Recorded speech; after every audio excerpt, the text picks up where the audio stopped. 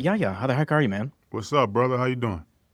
I'm doing great. Man on Fire was so good. I'm Oh, cool. already chomping at the bit for season two. So congratulations here. You trying to put me back to work, huh? Yeah, that's damn right. I'm obviously like I like the story in general. I'm a big fan of just the Tony Scott film with Denzel here, Mm-hmm. which I just realized is 22 years old. So Yeah. I'm having a bit of a mind trip about that one. But Uh-huh. it has to be intimidating stepping into a character where you're like, oh, Denzel's played this one before. How much do you look to that film or reach out to Denzel? I know I would, Yeah. to versus try to avoid it altogether because this is a different Yeah. thing. So what would you say when you reached out to him? I just want to have dinner with him and just soak it all in, man. I don't even know what I'd say to Ah, Denzel. man. Let's say, yo, I'm about to do this. No, man. No, it actually doesn't have to be intimidating. It can actually be very, very exciting. I think my job was to look for a reason to say yes and look for an opportunity.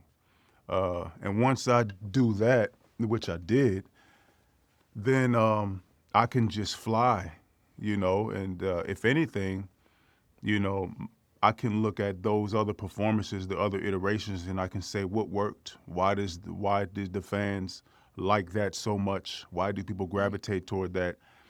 And sometimes it's about performance, especially when we're talking about an actor like Denzel.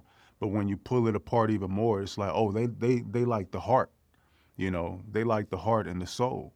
So how can I then go and make sure that we're offering some heart and some soul in a way that I would want to do it, in a way that we as creators would want to do it, and that is and that's where that becomes the standard that we have to live up to. So it's a great question. It's the question that is it makes a lot of sense to ask, but I like to separate the task Hmm. of I like to put myself in a position to win. You know what I mean? Sure. So it's all about how you frame it. And if I go into a situation saying how do I live up to the great Denzel Washington, I mean that's a lose-lose situation. So I stack the cards in my favor and make something that's going to be exciting for myself. Yeah. So, what was your way in for Creasy then? Well, what did you grab onto first, Yeah. and what was maybe the hardest part to about this character to Well, inhabit? the first thing that I gravitated onto was I said, okay, well, what is the truth of his Mm, situation? And the truth, it doesn't sound very exciting yet. The truth is bleak, for him, yeah. and what the reality of his actual situation is. And then what gets exciting is then when I say, okay, knowing that reality says that this guy is not ready for this job, like at all, he should not be there. That's reality. Yeah. Then the cinematic law says, okay, well, let's throw him in there anyway and see what he does with it.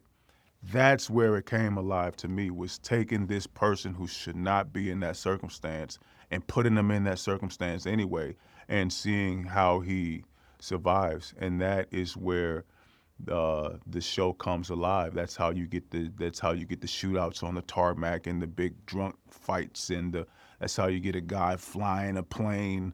You know what I mean? When just a few hours ago, you know, he could barely get out of bed. And that's Right. that's where the theater comes from. Your showrunner, Kyle Killen, mentioned in the press notes how much you communicate without saying anything. Mm-hmm. Like there are actors who fill silence, and then there are actors who weaponize silence. Mm-hmm. How intentional are you about what you're not saying in a scene, and how much are you stripping away on the day? I tend to think that less is more. You know, Yep. uh, it's a great place to start. It's kind of exciting to start at zero and then see you add, and then you see what you need, and then sometimes you'd be surprised at how little you. Excuse me. You'd be surprised at how little you actually, need, and that's when that's the interesting place to play. To me. So I'm always trying to start uh, not necessarily trying to start with as little as possible, but trying to see how little effort I have to use and then dial it up. It's a little cheeky game. You can see how much you can get away with, and then sometimes you find out, oh, you can actually get away with a lot. Other Yeah. times you have to really dial it up to actually go and get what you need. But it's fun living in that negotiation. So there, I mean, yeah, there are those fun internal moments, but there's also like full balls to the wall action Yeah, scenes in here. yeah. Obviously, you're doing a decent amount. Like, are you someone where you're like, let the stuntman do the stuntman's job, or do you want to do as much as you physically can? Not at all, man. If I could sit on the side and let the stuntman do the whole job, and it still looks like me and it has my physical mannerisms, then I would sit on the side and let the experts be the experts because they're Hmm. really, really, really good at what they do. And then they're also good at putting that physical language onto my body and then making me look good. So I really do enjoy the communication. But those dudes are so brilliant at what they do. Our stunt coordinator, our head stunt coordinator, was Hank Kingy Jr. He did a fantastic job of pulling together a really talented team to help to make us look good. And yeah, I would work with them again in a heartbeat.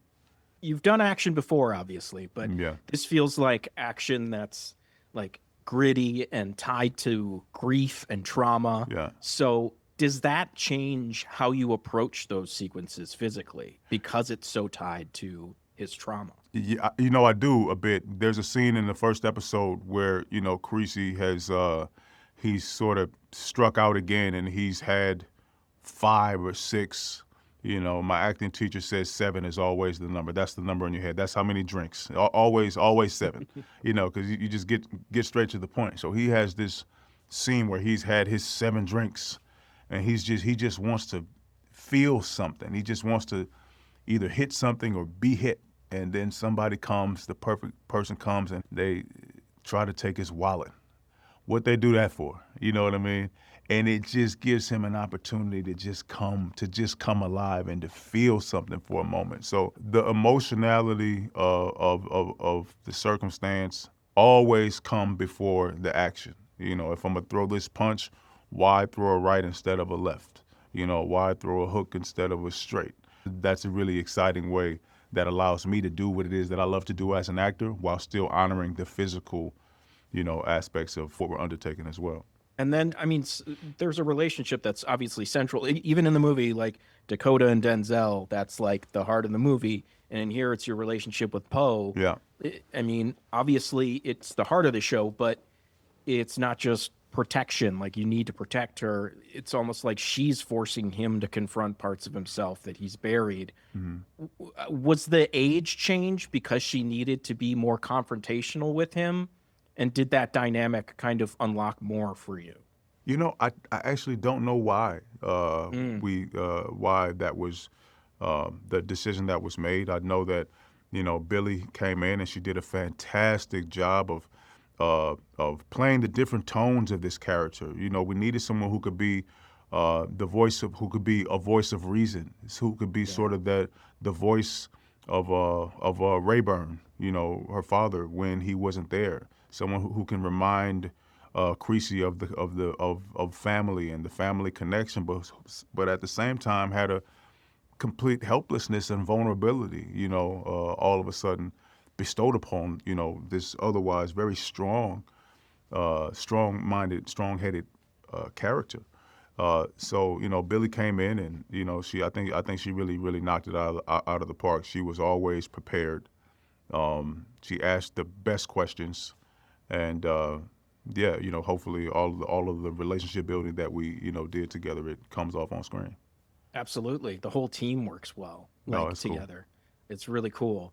And I know I teased you about like season 2 coming Uh, already. Did you guys ever have any conversation about where this goes in success? Or are you just taking it one at a time from here? no, just to get this up off the ground and to make sure that we uh, can get it to a place where where we were proud to finally give it away, that took enough focus and staying in the present. And I think if anything comes about, season 2 or wherever Creasy and the gang goes from here, you cross that bridge when you get to it. But right now, man, I'm really happy to finally share this international story, Yeah. with the world. I also I want to touch on other projects because I'm just a fan, Yeah. and if anyone asks me what my favorite movie is, a lot of the times I'm just instinctually like saying The Matrix. No matter Huh. what, that's what I jump off with. I love all the sequels. Yeah. Obviously, you got your take on Morpheus with Yeah. Resurrections. Sadly, that's kind of the end of the line there. Uh-huh. But I want to know, just because that universe is so cool and epic, how was that experience for you at the time? And was there ever a plan for more Morpheus, kind of the story that you were starting? Oh man, I'm not sure. That's a question for whoever is for the big brilliant brain that the Matrix comes out of.